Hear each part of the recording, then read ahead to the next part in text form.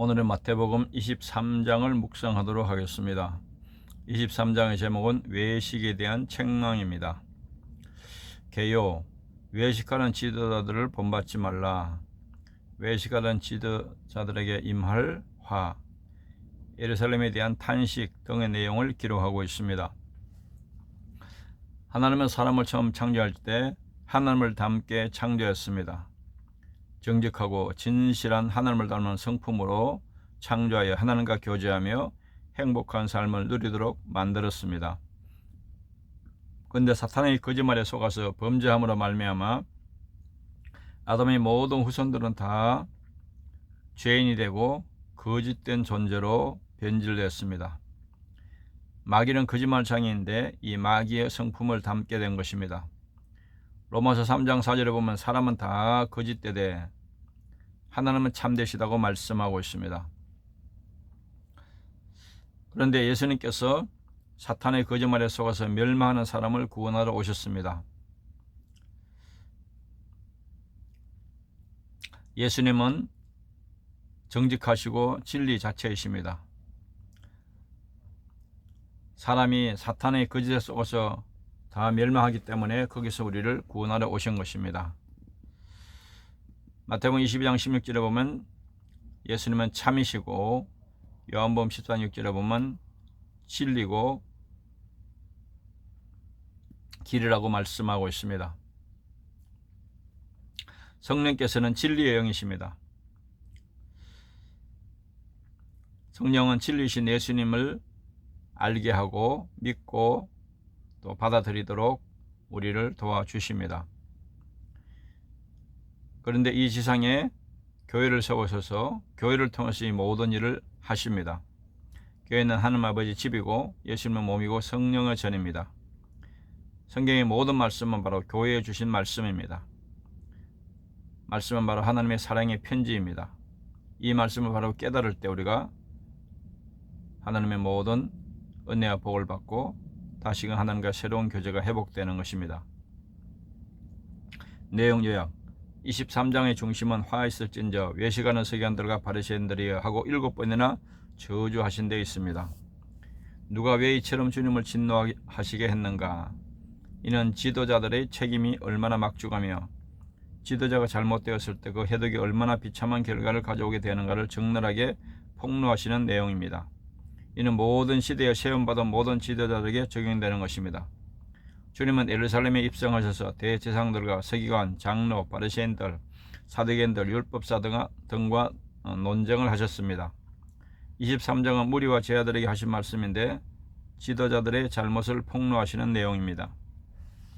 1절 12절 잘못된 지도자들이 모세의 자리를 차지하고 있다는 뜻입니다. 거짓 신자의 5가지 특성을 말씀합니다. 말만 하고 행하지 아니하며 한 손가락도 움직이려 하지 않으며 모든 행위를 사람에게 보이고자 하며 윗사람과 높은 자리, 문안받는 것과 랍비라 칭함받기를 좋아한다고 말씀합니다.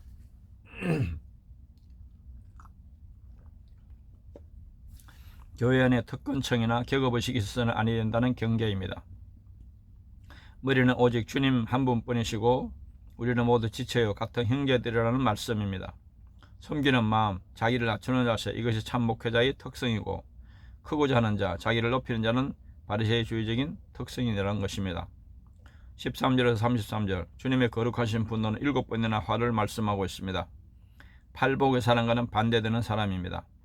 7가지 화에서도 천국문을 닫는 자라고 천국을 첫째로 거론하십니다. 주님의 분노가 서기관과 바리새인들에게 부어지고 있습니다. 그들이 이렇게 된 원인은 외식과 소경됨에 있습니다. 외식은 윤리성과 관련된 것이고 소경은 성경을 곡해하여 하나님의 말씀을 잘못 가르친 신학과 관련되는 것입니다. 서기관은 하나님의 말씀을 맡은 자요 바리새인은 외식하는 자의 대표이기 때문입니다. 외식과 소경은 어느 시대를 막론하고 지도자들이 빠지기 쉬운 치명적인 함정입니다.